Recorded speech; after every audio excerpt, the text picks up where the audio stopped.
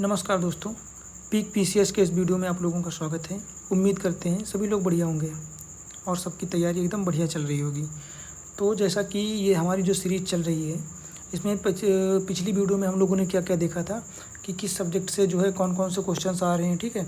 उनका ट्रेंड क्या है और कौन-कौन से टॉपिक से सबसे ज़्यादा आ रहे हैं। तो ये सारी चीज़ें हम लोगों ने जो है पहले ही देख लिया है। अभी और सब कुछ जो है ट्रेंड एनालिसिस देख लिया है, ठीक है? ये भी देख लिया कि हमको क्या पढ़ना है, क्या नहीं पढ़ना है, किस सब्जेक्ट से क्या-क्या देखना है। उसी सीरीज़ में जो है ये अगला वीडियो है, जिसमें हम लोग ज्योग्राफी में फर्स्ट पार्ट पढ़ेंगे, इंडियन ज्योग्राफी, ठीक है? और इंडियन ज्योग्राफी की 2 से 3 वीडियोज़ आएँगी, जिसमें पूरा इंडियन ज्योग्राफी का जो है ट्रेंड फॉलो जो होना चाहिए वो सब कुछ हो जाएगा इसमें, ठीक है? इसमें से जो क्वेश्चन जहाँ-जहाँ से आते हैं इंडियन ज्योग्राफी में, वो सब कुछ कंटेंट यहाँ पे ऑलरेडी लिखा हुआ है और ये हम लोगों ने डिस्कस भी कर लिया था, है ना? प्रीवियस उसमें वीडियो में। तो अभी बात करते हैं, तो एक बार फिर से जो है ओवरव्यू देख लेते हैं कि अगर बात करें कि ज्योग्राफी से जो है इंडियन ज्योग्राफी और world geography, total overall geography से 2025 में क्वेश्चन पूछे गए थे 18, ठीक है? 2024 में 23 और 2023 में 21, 2022 में 24, फिर 15, 19, ठीक है?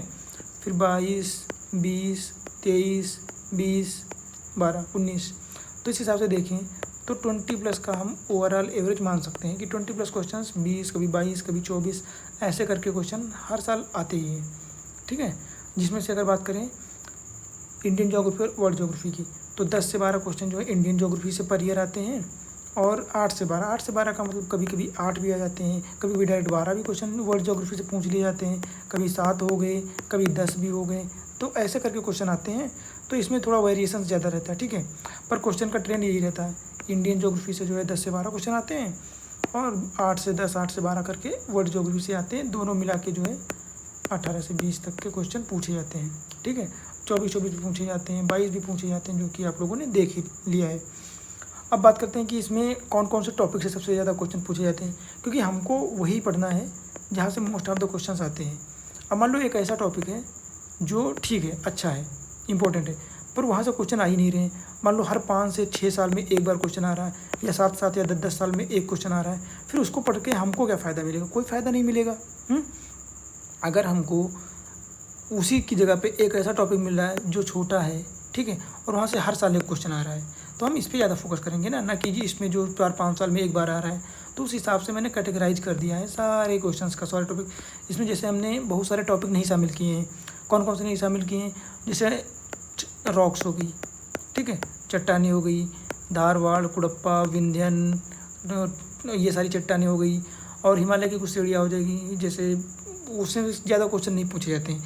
जहाँ से ज़्यादा क्वेश्चन, देखो ये सब चट्टानें हो गई, ज्वालामुखी हो गए, भूकंप हो गए, चक्रवात हो गए, यहाँ से क्वेश्चन यूपीएससी ज़्यादा उठाता है ना?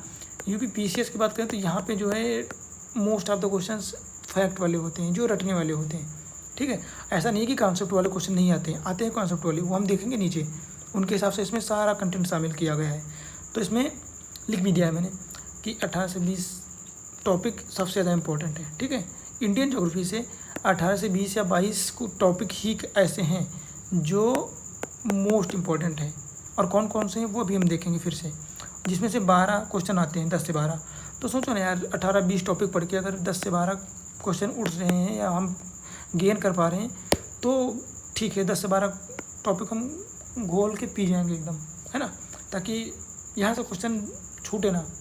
बात करें, यहाँ पे लिखा भी है कि content is given here, just read it. मतलब मैं इस वीडियो में प्रीवियस क्वेश्चन देखूंगा, ट्रेंड देखूंगा, फिर उसका कंटेंट भी दे रहा हूँ, ठीक है? साथ में कंटेंट पढ़ेंगे और इसके अलावा कुछ और नहीं पढ़ना है, बस यही पढ़ना है, ठीक है? No need to find other ways, other content all in here. मतलब कहीं और आपको ये नहीं कि ये वीडियो देखने के बाद भी कहीं दूसरी वीडियो ढूंढनी पड़ेगी कि यार इंडियन ज्योग्राफी से क्या क्वेश्चन आएंगे या वर्ल्ड ज्योग्राफी से क्या क्वेश्चन आएंगे। नहीं, आपके मन में आने वाले सारे सवाल खत्म हो जाएंगे ये वीडियो देखने के बाद, है ना? इसमें जो कंटेंट दिया वो पढ़ने के बाद, बस इसी कंटेंट को आपको क्या करना है, मल्टीपल टाइम पढ़ना है, मल्टीपल टाइम, है ना?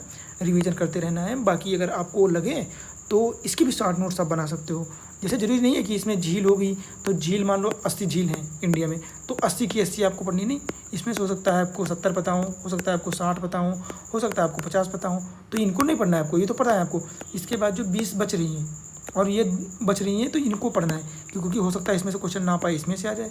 तो जब पढ़ोगे 20 को तो आपको पता हो जाएंगी। तो इनका 60 नोट्स बनाना है, फिर इनको नहीं शामिल करना है। फिर ये 20 का 60 नोट्स बनाना है और इनको 2-3 बार डेली बेस पे रिवाइज करोगे तो आपको याद हो जाएंगी, है ना। तो इस पर हमने सिलेक्टेड टॉपिक्स को लिया है जहाँ से क्वेश्चन पूछे जाते हैं। 100% क्वेश्चन कहाँ से पूछे जाते हैं ये इसमें शामिल नहीं किया गया है, पर 80 से 85% क्वेश्चन कहाँ से आते हैं, किन टॉपिक्स से आते हैं वो इसमें लिए गए हैं। क्योंकि हमको 15% के लिए पूरा 80% सिलेबस नहीं पढ़ना है, हमको 20% के लिए पूरा पढ़ना है जहाँ से मेन क्वेश्चंस आते हैं। तो कौन कौन से क्वेश्चंस आते हैं आप देख सकते हैं कि सबसे ज़्यादा नदी से क्वेश्चन आते हैं, झील से आते हैं, झरने से आते हैं, नदी बांध हो गए, बहुउद्देशीय परियोजनाएं हो गई, कभी कभी ग्लेशियर से पूछ लिए जाते हैं, घाटी से पूछ लिए जाते हैं, पर दर्रा, है ना, पासेस, यहाँ से मोस्ट ऑफ द क्वेश्चन हर साल पूछा जाता है। फिर बात करते हैं पर्वत श्रृंखलाएँ, चोटियाँ हो गई कि दक्षिण भारत की सबसे ऊंची कौन सी चोटी हो गई, तो अनाईमुड़ी हो गई, है ना, जो कि केरला में स्थित है। तो ऐसे करके चोटियाँ पूछी जाती हैं। फिर बात करते हैं खनिज अयस्क पूछ लिए जाते हैं कि कौन से राज्य से संबंधित है, खान का रीजन पूछ लिया जाता है ना, जैसे डल्ली राजहरा हो गया, राजस्थान का जवार क्षेत्र हो गया, ऐसे क्षेत्र पूछे जाते हैं। फिर पूछा जाता है कि उनका भंडारण कहाँ पे है, उत्पादक राज्य कौन सा है, सबसे ज़्यादा किस राज्य में उत्पादित किया जाता है, अग्रणी राज्य पूछा जाता है, ठीक है। फिर भारत में जो परमाणु ऊर्जा संयंत्र लगाए गए हैं, पहले तो 12 थे, अभी शायद 16 या 18 हो गए हैं, उसकी लिस्ट नीचे दी गई, हम लोग पढ़ेंगे। तो ये इंपॉर्टेंट हो जाता है क्वेश्चन। फिर यहाँ से एक क्वेश्चन हर साल पूछा जाता है जनजातियों से, हर साल या हर दूसरे साल तो कंफर्म पूछा जाता है। अगला टॉपिक अपना जाता है एग्रीकल्चर। अगर बात करें एग्रीकल्चर, तो एग्रीकल्चर में क्या पूछा जाता है, महत्वपूर्ण क्रॉप्स जो होती हैं उनके बारे में पूछा जाता है कि उसका उत्पादन कहाँ सबसे ज़्यादा होता है। जैसे ले लिया कॉफ़ी को, है ना, कॉफ़ी का उत्पादन में सबसे अग्रणी राज्य कौन होगा, या कभी कोई पूछ लेता है सेकंड नंबर पे कौन होगा, या फिर कॉफ़ी का बोर्ड कहाँ पे है, बोर्ड का हेडक्वार्टर कहाँ पे है, इसका बोर्ड कब बनाया गया, किस अधिनियम के तहत बनाया गया। तो ये सारी इन्फॉर्मेशन हम लोग लेंगे यहाँ पे, ताकि यहाँ से कोई क्वेश्चन ना छूटे। अब मान लेते हैं क्रांति, तो यहाँ से भी क्वेश्चन पूछ लिया जाता है एग्रीकल्चर में। फिर मृदाएँ हो गई, कितने प्रकार की सॉइल्स हैं, उनकी कैरेक्टर्स क्या हैं या उनकी स्पेसिफिकेशंस क्या हैं, ठीक है। भारत के किस रीजन में कौन सी मृदा पाई जाती है, ये भी क्वेश्चन पूछा जाता है। फिर अगला बात करते हैं मिसलिनियस। यहाँ मिसलिनियस में हम लोग क्या क्या रखेंगे कि बंदरगाह हो गए, सी पोर्ट्स, ठीक है, कि किस राज्य में कौन सा बंदरगाह है या उसकी विशेषता क्या है। विशेषता का मतलब ऐसे पूछ लेता है कि मान लो 4 ऑप्शन में दे दिया, एक तो कांडला गुजरात का हो गया, और विशाखापत्तनम हो गया, चेन्नई का एक दे दिया, ऐसे ही 4 पोर्ट दे दिए। फिर पूछा इसमें सबसे गहरा कौन सा है, प्राकृतिक कौन सा है, मैन मेड कौन सा है, ऐसे करके विशेषताएँ पूछी जाती हैं, ठीक है। फिर तटीय क्षेत्र पूछे जाते हैं, मान लो जैसे ये अपना इंडिया का नीचे का मैप हो जाएगा तो पूछ लेगा ये गुजरात के सामने कौन सा तट पाया जाता है, जिसको सौराष्ट्र या कच्छ का तट कहा जाता है। फिर महाराष्ट्र के सामने पूछ लिया कौन सा तट हो गया, ये मालाबार, कोरोमंडल, ये सब नाम पूछ लेता है, ठीक है। फिर इंटरनेशनल लाइंस पूछ ली जाती हैं कि मैकमोहन रेखा कौन से देश के मध्य बनी है ना, ऐसे इंडिया चाइना के मध्य कौन सी रेखा पड़ती है, उसका क्या नाम है, तो ये भी कभी कभी पूछ लिया जाता है। फिर पूछ लिया जाता है कि 82.5 डिग्री, है ना, 82.5 डिग्री स्टेट्स कौन से आते हैं। ये होती है जो क्या भारत को जो है टाइम जोन में बांटती है ना। तो इस पे 5 स्टेट्स पड़ते हैं, कौन कौन से पड़ते हैं वो पूछ लिया जाता है। फिर 23.5 डिग्री जो नॉर्थ में है, जो इंडिया से होकर गुजरती है, ठीक है, ये रेखा, इसको कर्क रेखा भी बोलते हैं हम लोग। तो कर्क रेखा पे कौन कौन से राज्य पड़ते हैं, जो कि भारत के 8 राज्य पड़ते हैं, ठीक है। गुजरात हो जाएगा, राजस्थान हो जाएगा, मध्य प्रदेश हो जाएगा, छत्तीसगढ़ हो जाएगा, झारखंड हो जाएगा, फिर उधर त्रिपुरा मिजोरम हो जाएगा, वेस्ट बंगाल हो जाएगा, है ना। तो ये सारे स्टेट्स पढ़ते हैं, तो ये हम लोग पढ़ेंगे। फिर इंटरनेशनल एयरपोर्ट्स हो जाएंगे, क्लाइमेट के क्वेश्चन भी पूछ लिए जाते हैं, है ना। क्लाइमेट में क्या पूछा जाता है कि किस प्रकार की आपदा आने वाली होगी तो कैसी सिचुएशंस होगी, या अल नीनो या ला नीना पूछ लिया गया, है ना। ये सारी क्वेश्चंस की जो है नंबरिंग होती है, उसमें से ऐसे क्वेश्चन पूछे जाते हैं। तो ये अपने इंपॉर्टेंट टॉपिक्स हैं जिसमें हम लोग एक एक करके पढ़ेंगे। हाँ, इतने सारे टॉपिक्स हैं तो हो सकता है इसके लिए हमको 3 से 4 वीडियोस बनानी पड़ सकती हैं। क्योंकि यार देखो, मेरा क्या मानना है कि मैं ये पूरा सारा सिलेबस में एक वीडियो में भी कवर कर सकता हूँ, पर हमारी क्या आदत है, हमारी आप हो, मैं हूँ या कोई भी हो, क्या आदत होती है कि मान लो आधे घंटे हम लोग पढ़े, ठीक है। इसके बाद क्या होता है कि इसके बाद पढ़ने का जब मूड थोड़ा डाउन होता है, तब क्या होता है कि मन करता है जल्दी जल्दी यार ये टॉपिक ख़त्म करते हैं, इसको ख़त्म करते हैं, बाद में दोबारा पढ़ेंगे तब अच्छे से पढ़ लेंगे। तो वही क्या है, यहाँ हमारा भी मन करेगा कि मान लो मैं पढ़ रहे हैं, हम लोग साथ में पढ़ रहे हैं, ये पढ़ लिया, फिर तीसरा टॉपिक आया, तो नींद आने लगी या उबासी आने लगी या बोर होने लगे, या फिर पढ़ाते पढ़ाते थोड़ा बहुत मन भटकता है ना इधर उधर की, अब चलो कुछ बंद करते हैं, कुछ देर रील देख लेते हैं या कुछ करके, तो फिर उस टाइम मन हमारा कहीं और लगा होता है और हम पढ़ रहे होते हैं, तो क्या होता है उसका प्रोडक्शन उतना ज़्यादा नहीं हो पाता है। तो हम क्या करेंगे कि भले हमको 3 से 4 वीडियो बनानी पड़े, क्योंकि यार ये कंटेंट मैंने जो ढूंढा है, जो नोट डाउन किया है, इसमें बहुत मेहनत लगी है। तो इसको ऐसे ही नहीं कि एवं ही फेंक देते हैं, सबको पहुंचाते हैं, नहीं, अच्छे से पढ़ेंगे, 3 वीडियो की 4 वीडियो बना लेंगे, डजन मैटर, ठीक है। अच्छे से पढ़ेंगे एकदम बढ़िया से, कि जो चीज़ पढ़ते जाएँ उसमें से कोई गलती ना हो, वहाँ से क्वेश्चन आए तो कवर हो पाए, ठीक है। तो चलते हैं फिर, पहली वीडियो जो है चल रही है।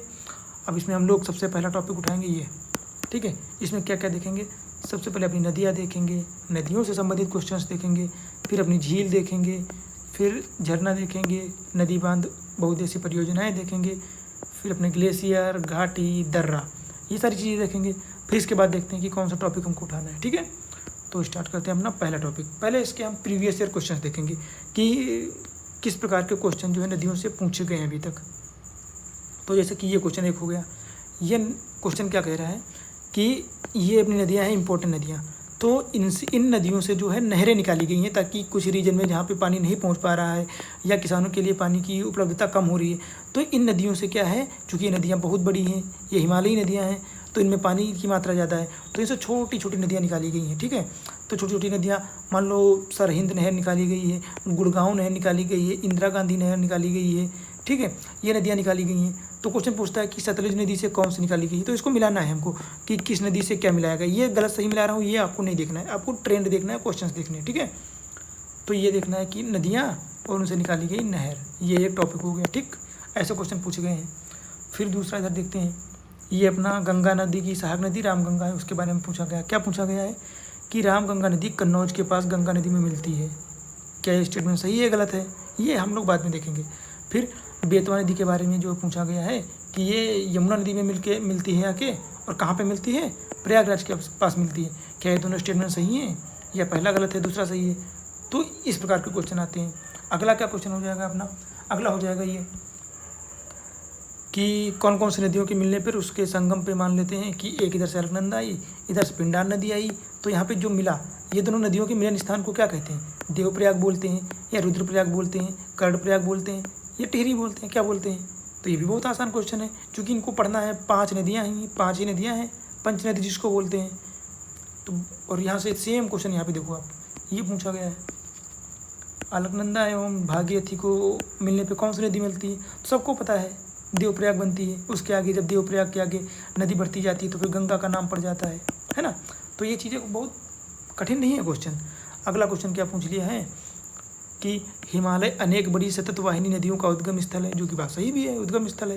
हिमालय की ऊंची श्रेणियाँ सदा हिमाच्छादित रहती हैं, जाहिर सी बात है, चूँकि ऊंचाई पे होता है तो वहाँ पे ऊंचाई बढ़ने के साथ ठंडी बढ़ती है, टेम्परेचर डाउन होता है, तो वहाँ पे क्या होता है, सदा जो है हिमाच्छादित, मतलब हिमाच्छादित का मतलब बर्फ़ से ढकी चोटियाँ होती हैं, ठीक है। तो ये भी सही है। अगला क्वेश्चन क्या है कि निम्नलिखित में से कौन सा सहायक नदी, कितना आसान सा क्वेश्चन है कि एक तरफ मेन नदी है और दूसरी तरफ सहायक नदी है, तो आपको ब्रांच उसकी देखनी है। अगला क्वेश्चन क्या हो जाएगा, यहाँ पे भी, यहाँ पे नदियाँ दी गई हैं, उनका उद्गम स्थान कि यमुना नदी कहाँ से निकलती है, गंगा नदी निकलती है तो गंगोत्री ग्लेशियर से निकलती है, कहाँ से निकलती है। तो ये क्वेश्चन आसान है, ऐसा कठिन नहीं है। फिर निम्नलिखित नदियों में से किसको दक्षिण की गंगा कहा जाता है ना। ये तो फैक्ट है क्वेश्चन नदियों के बारे में, तो ये भी आपको पढ़ना पड़ेगा। निम्नलिखित नदियों में से कौन सा अपने भ्रंश घाटी में बहती है। चंबल हो गई, गंडक हो गई, रामगंगा हो गई, दामोदर हो गई। तो कौन सी ऐसी नदी है जो भ्रंश घाटी में बहती है। भ्रंश घाटी का मतलब होता है कि 2 तरफ पहाड़ियाँ होती हैं ऊँची ऊँची, उनके बीच में बहती होती है, तो ये भ्रंश घाटी में बहती है, ठीक है। अगला क्वेश्चन हो जाएगा, तीस्ता नदी पहले गंगा की सहायक नदी थी, अब आजकल ये ब्रह्मपुत्र की सहायक नदी होगी। हाँ सही बात है। क्यों, क्योंकि पहले क्या था, पहले मान लो ये अपना नेपाल की बॉर्डर, ये नेपाल का बॉर्डर है, यहाँ से गंगा नदी बह रही है, ठीक है, और यहाँ से ये ब्रह्मपुत्र नदी जा रही है। तो क्या था, पहले ये नदी यहाँ से आती है तीस्ता और ये इसमें मिल जाती है, तो ये गंगा में मिल जाती है। पर क्या हुआ, किसी कारणवश पानी की कमी होने के कारण या पानी की अधिकता होने के कारण ये धीरे धीरे मुड़ती इधर आ गई, और जब इधर आ गई तो ये ब्रह्मपुत्र नदी हो गई, तो ये ब्रह्मपुत्र में मिल जाती है ऐसे आके, ठीक है। आगे क्या हो जाएगा, ये निम्नलिखित में से कौन सी नदी घाटी क्षेत्रफल दृष्टि के, मतलब इसमें एरिया पूछा गया है क्षेत्रफल की, किस नदी में सबसे ज़्यादा पानी की मात्रा इकट्ठा होती है, उसका बेसिन क्षेत्रफल कितना है। तो ये आपको पढ़ना पड़ेगा, किस में ये पढ़ोगे तो नॉर्मल सी चीज़ें जान जाओगे, ठीक है। फिर निम्नलिखित में से कौन सी नदी एक भारतीय गंगा नदी बेसिन का हिस्सा नहीं है। तो कौन सी हो जाएगी, अजय नदी, जोंक नदी, पुनपुन नदी, जलांगी नदी। जैसे जलांगी नदी हो गई, तो ये जलांगी नदी इंडिया में है ही नहीं, हमको पता है, पढ़ के बैठे हैं तो, है ना। आप पढ़ेंगे तो आपको पता होगा, है ना, जो कि पता ही होगा। तो ये इस टाइप के क्वेश्चन थोड़ा सा कम ही आते हैं, नॉर्मल क्वेश्चन ज़्यादा आते हैं। जैसे दूधगंगा नदी, दूधगंगा नदी निम्नलिखित में से किस में अवस्थित है, मतलब राज्य की बात पूछ रहा है। अगर आपको पता होगा कि दूधगंगा किस नदी की सहायक नदी है, तो आपको डेफिनेटली पता हो जाएगा कि जम्मू कश्मीर में है, उत्तराखंड में है, पश्चिम बंगाल में है, हिमाचल प्रदेश में है, ठीक है। अगला बात करें तो कौन सी नदी हिमालय ट्रांस हिमालय से निकल कर आती है, पार हिमालय, मतलब हिमालय के सबसे ऊंची चोटी के उस पार से होकर आती है। तो सतलज हो जाएगी, रावी हो जाएगी, गंगा हो जाएगी, झेलम हो जाएगी। कौन सी हो जाएगी, तो सबको पता है कि सतलज नदी हो जाएगी। क्यों हो जाएगी, क्योंकि झेलम, रावी, गंगा, ये तो झेलम रावी तो इंडिया से ही उद्गम होता है इनका। गंगा जो है गंगोत्री ग्लेशियर से निकलती है, तो ट्रांस हिमालय से तो सतलज नदी होके आती है ना, जो कि सिंध की सहायक नदी है।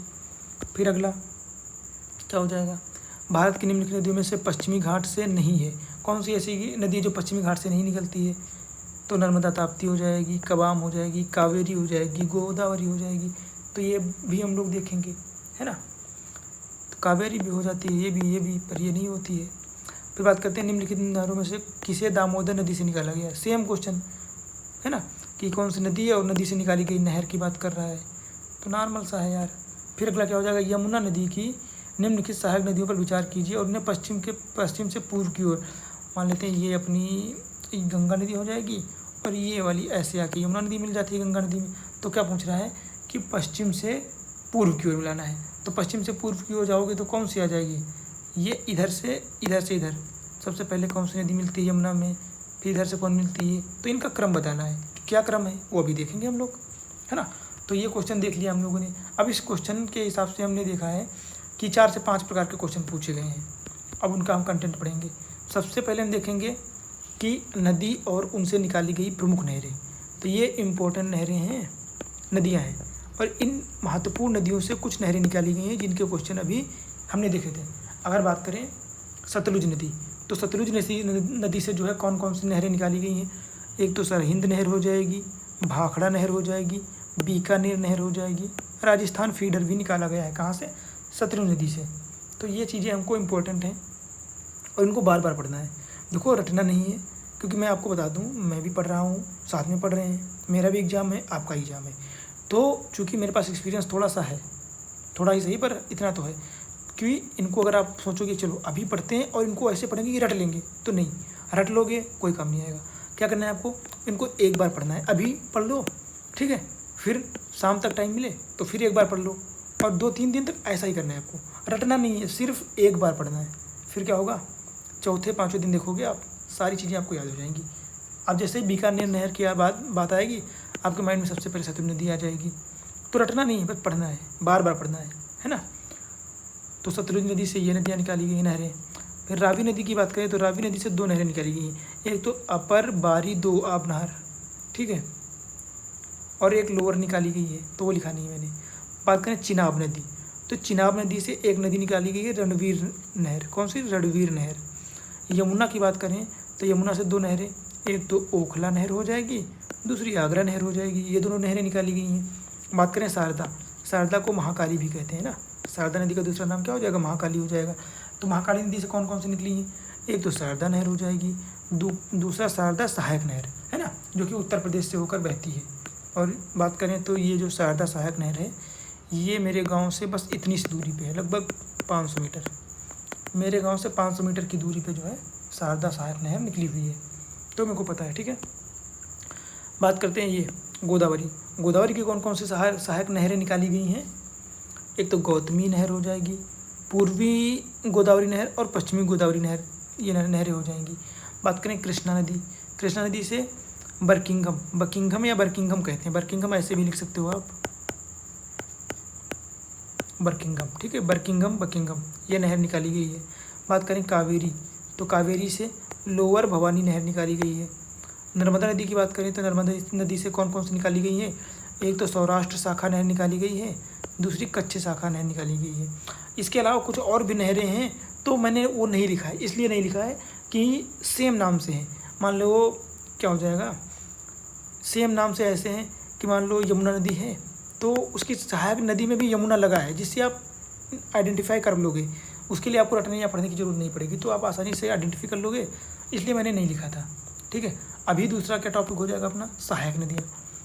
तो सहायक नदियों से भी क्वेश्चन पूछते हैं और अच्छे खासे पूछते हैं। मैं इसको बोलूँ तो ये इस टॉपिक के हिसाब से इसको मैं 4 स्टार की रेटिंग दूंगा। सबसे इंपॉर्टेंट टॉपिक यही है कि सहायक नदियाँ पूछता है।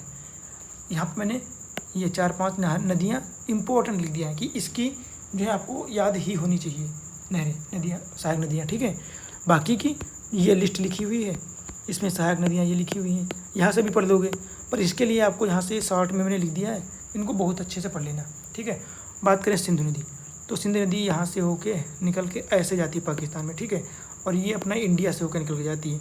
तो इसमें आपको देखना क्या है कि ये इधर को जा रही है, तो इसका इधर का ये क्या हो जाएगा, ये राइट साइड हो जाएगा, ये लेफ्ट साइड हो जाएगा।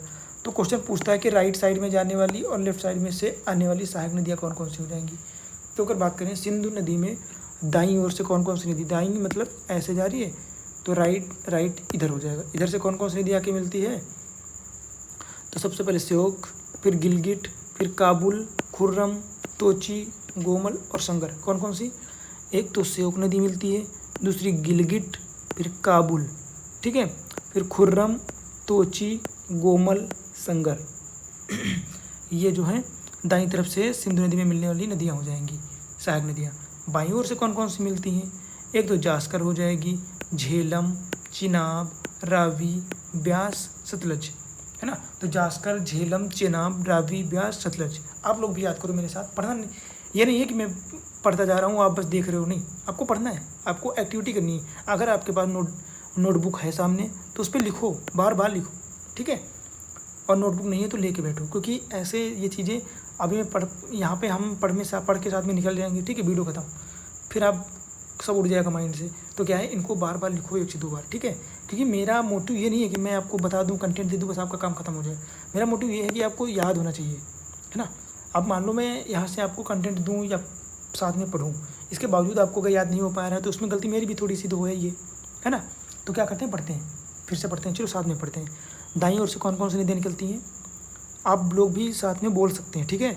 एक तो हो जाएगी श्योक, फिर क्या हो जाएगी, गिलगिट, काबुल, खुर्रम, तोची, गोमल, संगर। ऐसे लिख भी सकते हो, या फिर आपके पास नोटबुक है तो ऐसे भी लिख सकते हो। कौन कौन सी हो जाएगी, जास्कर, झेलम, है ना, चेनाब, रावी, ब्यास, सतलज। आपको राइटिंग बिल्कुल भी नहीं देखनी है, आपको अपने नोट पे रफ करना है, आपको दिमाग में घुसाना है। ये नहीं है कि राइटिंग देख के लिखना है, ऐसे भी लिखो, नोट करना है, रफ करना है। फिर बात करते हैं गंगा। तो गंगा की कौन कौन सी, गंगा में दाईं तरफ से मिलने वाली 3 नदियाँ महत्वपूर्ण नदियाँ हैं। कौन कौन सी, यमुना, सोन, दामोदर।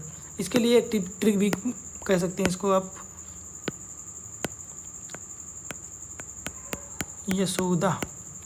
यशोदा से हो जाएगा, ऐसे फिर से लिखते हैं, ये हो जाएगा यशोदा, ठीक है। या से हो जाएगा यमुना, सो से हो जाएगा सोन, दा से हो जाएगा दामोदर। तो यमुना, सोन, दामोदर, ये 3 नदियाँ मिलती हैं आके गंगा में दाईं तरफ से। बात करें बाईं तरफ से कौन कौन सी मिलती हैं, रामगंगा, गोमती, घाघरा, गंडक, कोसी, महानंदा। चलो अब आपकी बारी, आप पढ़ो एक बार, सब लोग पढ़ो एक बार। कौन कौन सी हो जाएगी, रामगंगा, गोमती, घाघरा, गंडक, कोसी, महानंदा।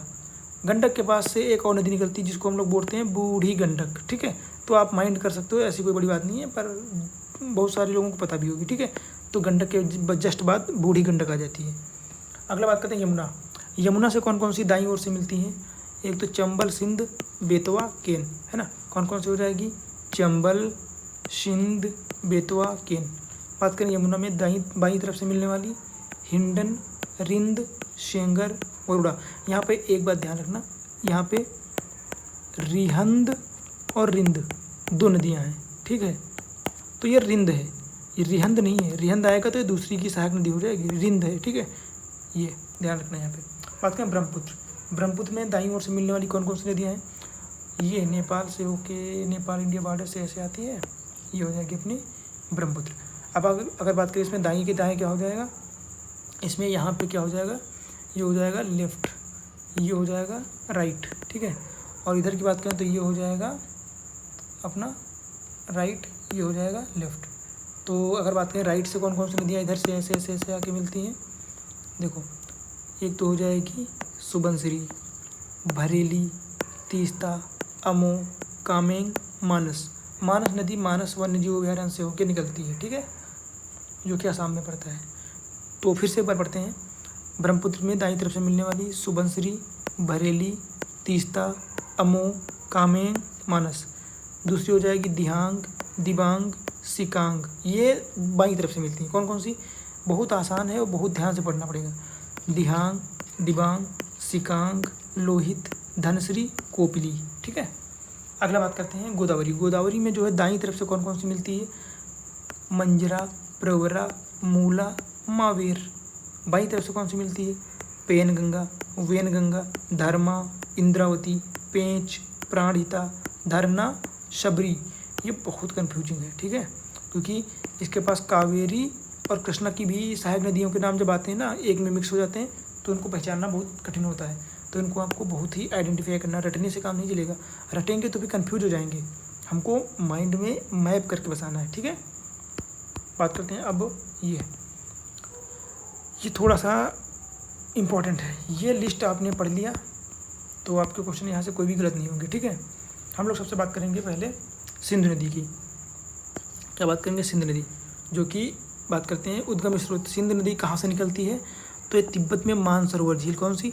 तिब्बत में मानसरोवर झील के पास एक कैलाश पर्वत श्रेणी है। कहाँ पे? कैलाश पर्वत श्रेणी, वहाँ से निकलती है। कैलाश पर्वत श्रेणी में एक ग्लेशियर है बोखरचू, ठीक है। कौन सा? मानसरोवर झील के पास कैलाश पर्वत श्रेणी के पास बोखरचू नामक ग्लेशियर से, ठीक है, ग्लेशियर से निकलती है। अगर बात करें इसकी महत्वपूर्ण नदी, सहायक नदियाँ, तो ऊंचे पर्वतीय भाग में एक तो श्योक हो जाएगी, गिलगिट, काबुल, खुर्रम, तोची, गोमल, विबोवा, संगर, जो हम अभी पढ़ भी चुके हैं। तो ये दाहिनी ओर से आके मिल जाती हैं। अगर बात करें मैदानी क्षेत्र में या भारत से निकल के जाने वाली नदियाँ जो बाईं ओर से मिलती हैं, तो कौन सी हो जाएंगी? एक तो हो जाएगी जास्कर, ठीक है, और मैदानी भागों में झेलम, चेनाब, रावी, ब्यास एवं सतलज, ये नदियाँ पांचों हो जाएंगी, जिनको पंचनद भी बोल देते हैं, ठीक है। तो इस प्रकार इतनी सहायक नदियाँ हो जाएंगी दाईं और बाईं ओर से मिलने वाली सिंधु नदी की। अगर इसके बारे में और इम्पोर्टेंट फैक्ट्स की बात करें तो ये अरुणाचल, कहाँ से? इधर जम्मू कश्मीर में जो है नंगा पर्वत के उत्तरी बुंजी नामक स्थान से हिमालय में निकलती है। कहाँ से निकलती है? नंगा पर्वत के उत्तरी बुंजी नामक स्थान पर। ये भी कभी कभी पूछ सकता है। हिमालय जो कि 81 मीटर ऊंचाई है, इतने ऊंचे मीटर गार्ज से का निर्माण करती है। गार्ज क्या होता है? गार्ज जहाँ से नदी निकलती है तो वो पानी से काट काट के ऐसे स्थान बना देती है, ऐसे वी आकार के, तो उसको गार्ज बोलते हैं, ठीक है। तो ग्रीष्म ऋतु में बर्फ़ के पिघलने से इसमें जल स्तर बढ़ जाता है। चूँकि ये पहाड़ हिमालयी नदी है, हिमालय से निकलती है, तो ये सतत वाहिनी है। सतत वाहिनी मतलब हमेशा पानी रहने वाली, इसमें हमेशा पानी रहता है। क्यों रहता है? क्योंकि ये हिमालय पर्वत से निकलती है ग्लेशियर के बीच से, ठीक है। तो ग्लेशियर में बर्फ़ होती है, जो कि धूप लगती है तो ऑल टाइम जो है कि पिघलती रहती है, तो ये ऐसे निकलती है। और ये पूर्ववर्ती नदी, ये बहुत इंपॉर्टेंट है। सिंधु नदी जो है ये पूर्ववर्ती नदी है। पूर्ववर्ती नदी क्या होती है कि ये बहुत पहले से नदी आ रही है। ये जब हिमालय नहीं था उसके पहले से नदी आती है, ठीक है, हिमालय के पहले से। मान लो ये हिमालय अभी उठा है तो पहले ये नदी ऐसे थी, पर अब नदी ऐसे ऐसे ये हिमालय को काट काट के भी आ रही है, पर अपना रास्ता नहीं बदला है, तो इसको पूर्ववर्ती नदी बोलते हैं। बात करते हैं झेलम नदी की। तो झेलम नदी कहाँ से? जम्मू कश्मीर में वेरीनाग झरने से निकलती है। कहाँ से? वेरीनाग झरना जम्मू कश्मीर से निकलती है। बात करें कि इसकी सहायक नदी कौन सी हो जाती है, तो दाहिनी ओर से किशनगंगा इसकी सहायक नदी हो जाएगी झेलम की। अगर झेलम की बात करें तो ये उलर झील से होकर बहती है। देखो यहाँ पे एक चीज़ ध्यान रखना, ये उलर और फुलर एक फुलर झील है जो कि यूपी के पीलीभीत जिले में है, ठीक है, उत्तर प्रदेश के पीलीभीत जिले में है। तो यहाँ से रामगंगा नदी निकलती है। कौन सी? रामगंगा, गंगा की सहायक नदी रामगंगा निकलती है फुलर झील से। तो कन्फ्यूजिंग पॉइंट है इसलिए मैं बता रहा हूँ, यहाँ पे ध्यान रखना। तो उलर झील जम्मू कश्मीर में है, वहाँ से निकलती है। अनंग अनंतनाग एवं बारामूला के बीच नौगम्य है। नौगम्य मतलब इन दो स्थानों के बीच में नदी में जो है नौकाओं का चालन किया जाता है या नाव चलाई जाती है, ठीक है। और ये पाकिस्तान के झंगा नामक या झांग नामक या झंग नामक स्थान पे जो है चिनाब नदी में मिल जाती है, ठीक है। झेलम चिनाब की सहायक नदी हो जाएगी। फिर बात करते हैं चिनाब नदी। तो चिनाब नदी जो है हिमाचल प्रदेश के बड़ा लचा दर्रा जो है, बारा लचा दर्रा, वहाँ के लाहुल क्षेत्र से निकलती है। इसको लाहुल स्फीत भी बोलते हैं। अगर बात करें इसकी सहायक नदी, तो उसकी सहायक नदियाँ नहीं है, बस चिनाब की बात करते हैं। चिनाब में मिल जाती है झेलम, तो चिनाब की एक झेलम सहायक नदी हो जाती है, ठीक है। तो ये हिमाचल प्रदेश में चंद्रभागा के नाम से जानी जाती है। तो चिनाब नदी का दूसरा नाम क्या हो जाएगा? चंद्रभागा हो जाएगा। और ये सिंधु की सबसे बड़ी सहायक नदी है। सिंधु नदी की सबसे बड़ी सहायक नदी चिनाब हो जाएगी, ठीक है। तो ध्यान रखना। रावी की बात करें तो ये हिमाचल प्रदेश में रोहतांग नामक दर्रे से निकलती है और ये चिनाब की सहायक नदी है। चिनाब में ये भी मिल जाती है, ठीक है। तो चिनाब की दो सहायक नदियाँ हो गई, एक तो झेलम हो जाएगी, एक तो रावी हो जाएगी। अगर ब्यास की बात करें तो ब्यास नदी भी रोहतांग दर्रे से निकलती है, ठीक है। रोहतांग दर्रे के पास जो है व्यास कुंड है, वहाँ से निकलती है। इसकी बात करें तो ये कुल्लू ज़िले में इसकी घाटी को कुल्लू घाटी कहते हैं। और ये सतलज की नदी में जो है हरिके नामक स्थान पे मिल जाती है, ठीक है। हरिके बैराज भी बना है वहाँ पे सतलज नदी पे, वही बैराज के पास मिल के ब्यास नदी जाके सतलुज में मिल जाती है, ठीक है। अगला बात करते हैं सतलज, सबसे इम्पोर्टेंट नदी। तो सतलुज नदी कहाँ से निकलती है? हिमालय में, हिमालय के तिब्बत क्षेत्र में राकसताल झील है। कौन सी? राकसताल झील है, वहाँ से निकलती है, ठीक है। अगर बात करें सतलुज की सहायक नदियाँ, तो इसकी दो नदियाँ सहायक है, एक तो स्फीति, एक तो ब्यास, ठीक है।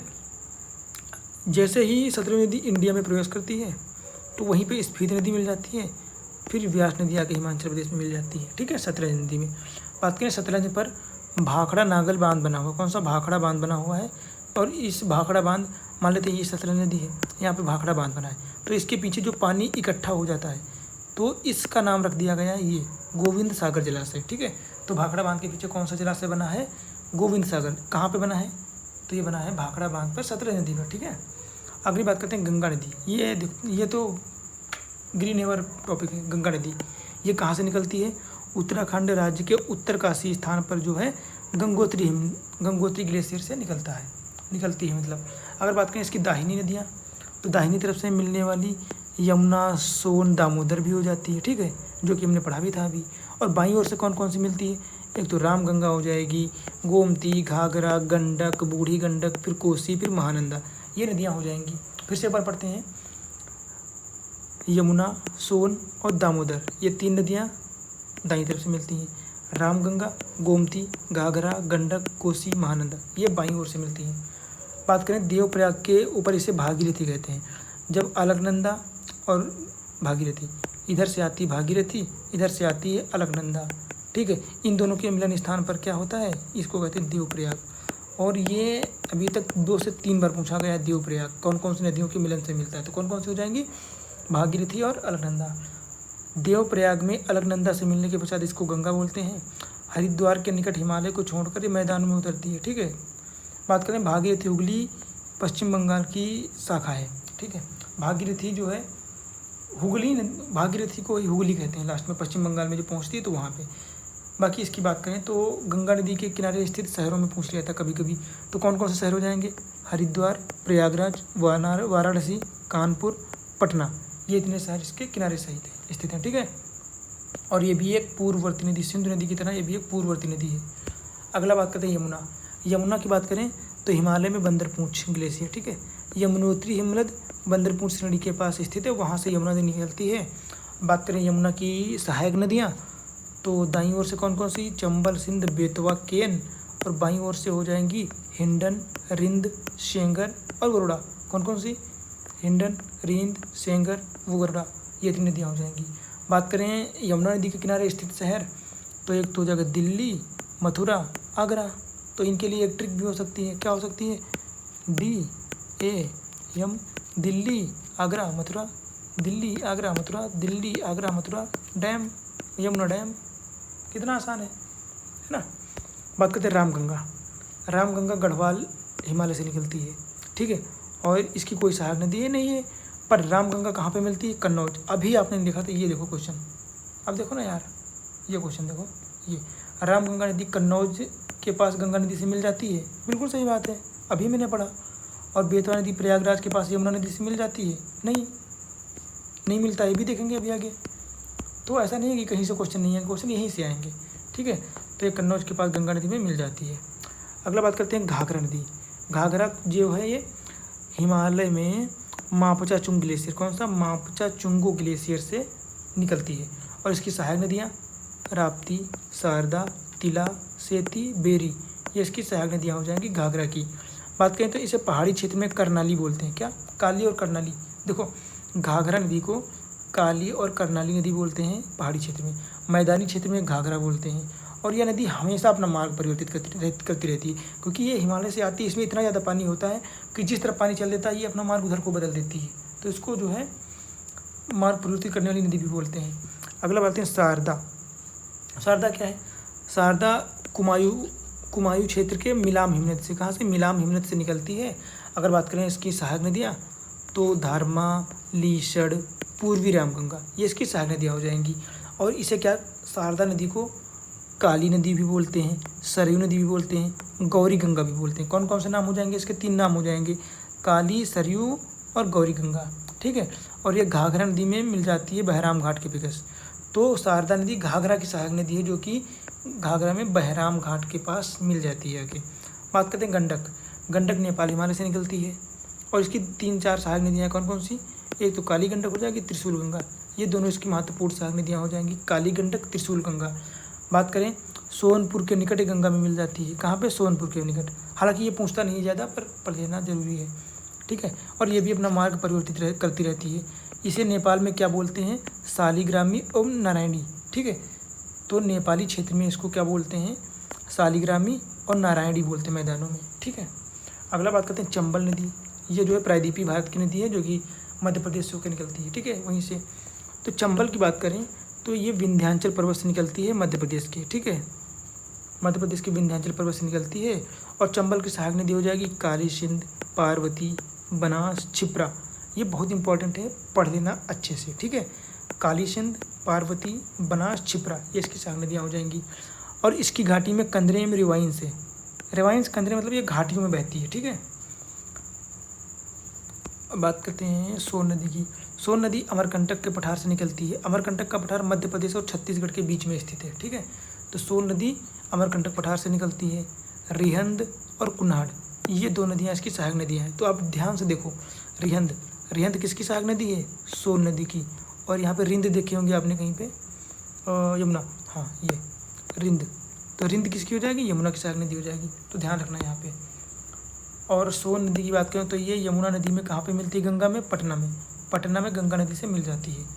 बात करते हैं महानंदा दार्जिलिंग पहाड़ी, वेस्ट बंगाल, ठीक है, ये दार्जिलिंग पहाड़ियों से निकलती है महानंदा। और इसकी सहायक नदी कोई नहीं है। बाकी बात करें तो पश्चिम बंगाल में गंगा के बाएं तट पर मिलने वाली अंतिम नदी है। मान लो ये गंगा नदी आके यहाँ पे मिलती है, तो ये पश्चिम बंगाल में सबसे लास्ट नदी जो है मिलती है, ये महानंदा है गंगा में, ठीक है। आगे बात करते हैं कोसी नदी। कोसी नेपाल से निकल के आती है, ठीक है। तो कोसी नदी जो इस टाइम बवाल मचाए पड़ी है, पूर्वी नेपाल से निकलती है। और इसकी 3 सहायक नदियाँ हैं, अरुण, सुनकोसी, तमूर, ये तीनों सहायक नदियाँ हैं। बात करें तो ऊपरी भाग में इसे अरुण के नाम से जानते हैं। और ये भी अपना मार्ग बदलती रहती है, क्योंकि पानी बहुत ज़्यादा है इसमें, आ जाता है बारिश के टाइम। बात करते हैं ब्रह्मपुत्र, ये इम्पोर्टेंट नहीं, बहुत इम्पोर्टेंट है। तो ब्रह्मपुत्र की बात करें तो तिब्बत में मानसरोवर के पास निकट कौन सा ग्लेशियर? चेमा युंगडुंग ग्लेशियर। कौन सा? चेमा युंगडुंग ग्लेशियर से निकलती है। तो ये चेम मत देखना, चेम युंगडुंग भी होता है और चेमा युंगडुंग भी होता है कहीं कहीं पे, ठीक है। ये अपने प्रोनाउंसिएशन पर डिपेंड करता है। बात करें इसकी सहायक नदियाँ, तो दाहिनी ओर से इसकी कौन कौन सी नदियाँ ऐसे मिलती हैं आके? एक तो सुबनसिरी, भरेली, तीस्ता, अमू, कामेंगे और मानस, जो कि हम लोग पढ़ चुके हैं। और बाईं ओर से दिबांग, सिकांग, लोहित, दिहांग, धनसिरी, कोपली, ये ब्रह्मपुत्र की सहायक नदियाँ हो जाएंगी। बात करें विश्व का सबसे बड़ा नदी द्वीप, कौन सा? माजुली नदी द्वीप। सदिया और धुबरी, असम में 2 सदिया और धुबरी, इन दोनों क्षेत्रों के मध्य असम, वहाँ पे एक द्वीप है नदी द्वीप, माजुली नदी द्वीप। अभी इसको एक नदी डिस्ट्रिक्ट भी घोषित कर दिया गया था, ठीक है। तो बीच नदी में ये स्थित है और एक बहुत बड़ा द्वीप है ये, ठीक है, जहाँ पे एक डिस्ट्रिक्ट बना है, पूरा डिस्ट्रिक्ट की एरिया रहती है वहाँ पे, ठीक है। लोग निवास करते हैं, अपनी रोज़मर्रा की ज़िंदगी जीते हैं, ठीक है, सारी एक्टिविटी करते हैं। तो सोचो कितना बड़ा होगा ये नदी द्वीप, है ना। और ये बंगाल की खाड़ी से लेकर डिब्रूगढ़ तक कितना नौगम्य है ना। यहाँ पे नौकाएँ चलाई जाती हैं, ठीक है। अगला बात करते हैं इंपॉर्टेंट पॉइंट, ब्रह्मपुत्र नदी को तिब्बत में क्या बोलते हैं? सांगपो। इसको थोड़ा सा हाईलाइट करना बनता है। तिब्बत में इसको सांगपो कहते हैं, अरुणाचल प्रदेश में दिहांग कहते हैं। क्या कहते हैं? दिहांग, ठीक है। असम में इसको क्या बोलते हैं? ब्रह्मपुत्र कहते हैं। उत्तरी बांग्लादेश में जमुना, मध्य बांग्लादेश में पद्मा, दक्षिणी बांग्लादेश में मेघना। तो आपको ये बात ध्यान रखनी पड़ेगी कि अलग अलग क्षेत्रों में ब्रह्मपुत्र नदी को अलग अलग नामों से जाना जाता है।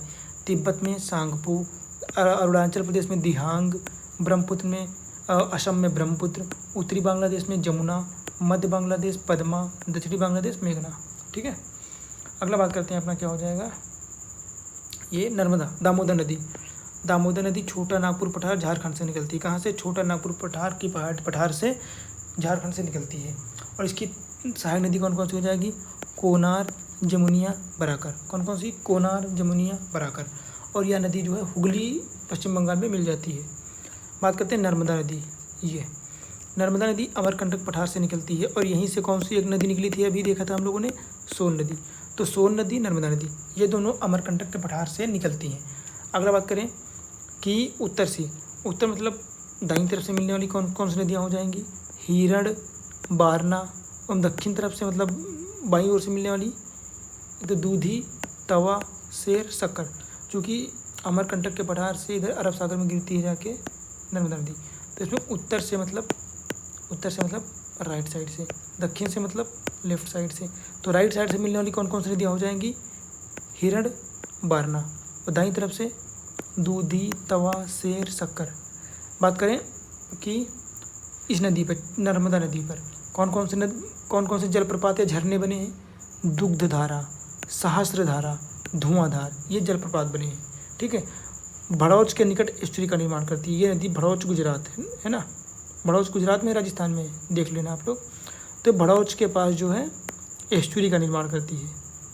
बात करें खंभात की खाड़ी में गिरती है। कहाँ पे गिरती है? खंभात की खाड़ी अरब सागर में गिरती है। विंध्य एवं सतपुड़ा के मध्य, ये बहुत इंपॉर्टेंट लाइन है, ठीक है। विंध्य एवं सतपुड़ा पहाड़ियों के मध्य जो है भ्रंश घाटी में होकर बहती है। कहाँ पे? भ्रंश घाटी में होकर बहती है। मान लेते हैं क्या हो जाएगा ये, अरे सॉरी थोड़ा सा खंदा हो गया। मान लेते हैं ये अपना क्या हो जाएगा, ये अपना भारत का मैप है। तो ये हो जाएगी सतपुड़ा पहाड़ी, ये हो जाएगी, ये विंध्य हो जाएगी, ये सतपुड़ा हो जाएगी। इन दोनों के बीच में बहती है नर्मदा नदी, ये, ठीक है। ये ऊपर वाली विंध्य हो जाएगी, नीचे वाली सतपुड़ा हो जाएगी।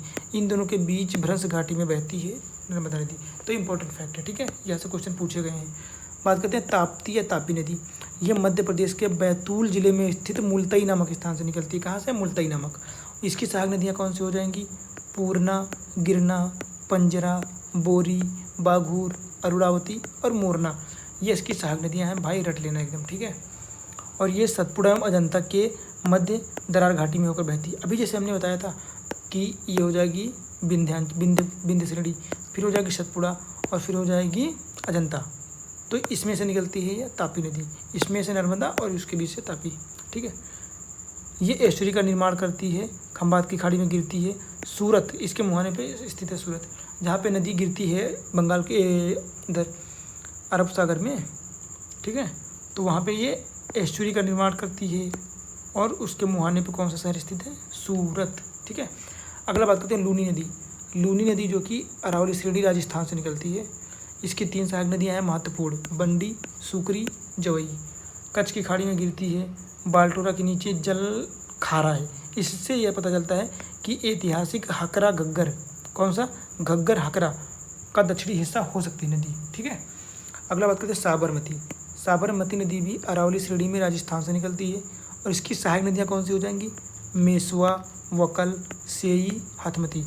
यह नदी खंभात की खाड़ी में गिरती है और अहमदाबाद इसके मुहाने पर स्थित है। अगला बात करते हैं महानदी। महानदी की बात करते हैं तो ये मध्य प्रदेश की सिहावा श्रेणी से निकलती है। कहाँ से निकलती है? मध्य प्रदेश की सिहावा श्रेणी। और इसकी सहायक नदियाँ शिवनाथ, हंसदेव, ओंग, तेल। कौन कौन सी? शिवनाथ, हंसदेव, ओंग, तेल। ठीक है। बंगाल की खाड़ी में गिरने से पहले ये कटक के निकट जो है डेल्टा बनाती है। कटक मतलब उड़ीसा, है ना, क्योंकि ये इधर बंगाल की खाड़ी में गिरती है ना, तो उड़ीसा के पास ये डेल्टा का निर्माण करती है। देखो एक चीज़ यहाँ पे ध्यान रखना कि प्रायद्वीपीय भारत के इधर पश्चिमी भाग में जो है इधर अरब सागर में गिरने वाली नदियाँ काहे का निर्माण करती हैं? एस्चुरी का।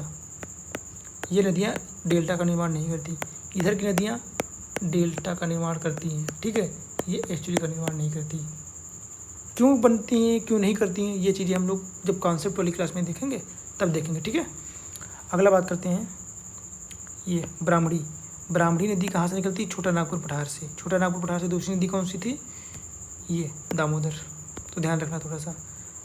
यह नदी कोयल एवं शंख नदियों से मिलकर बनती है। इसका मतलब क्या है? कोयल और शंख नदियाँ ब्राह्मणी की सहायक नदियाँ हो जाएंगी। और बात करें राउरकेला, इसके मुहाने पर स्थित है, तट पे। ठीक है, तो राउरकेला जो कि उड़ीसा में स्थित है, ये कहाँ पे? ब्राह्मणी नदी के तट पर स्थित है। अगला बात करते हैं स्वर्णरेखा। स्वर्णरेखा नदी भी छोटा नागपुर पठार से निकलती है और इसके तट पे जमशेदपुर, झारखंड में स्थित जमशेदपुर इसके तट पर स्थित है। ठीक है, और बंगाल की खाड़ी में गिरती है। और ये 3 इंपॉर्टेंट नदियाँ बची हैं, ये बहुत इंपॉर्टेंट है। ठीक है, इनकी सहायक नदियाँ तो आपको एकदम तीनों की रट लेना है। ठीक है, एकदम रट लेना है भाई। गोदावरी की बात करते हैं तो गोदावरी पश्चिमी घाट पर्वत में जो है नासिक के पास, नासिक जिले के त्र्यंबकेश्वर से निकलती है। कहाँ से? त्र्यंबकेश्वर। याद कर लेना ये तीनों फैक्ट। गोदावरी त्र्यंबकेश्वर से निकलती है और इसकी सहायक नदियाँ बाईं ओर से मिलने वाली, लेफ्ट की तरफ से मिलने वाली नदियाँ पेनगंगा, वर्धा, वेनगंगा, इंद्रावती, पेंच, प्राणहिता, धरना, सबरी। और दाईं ओर से कौन कौन सी? पंजरा, प्रवरा, मूला, मावेर, ये नदियाँ मिल जाती हैं।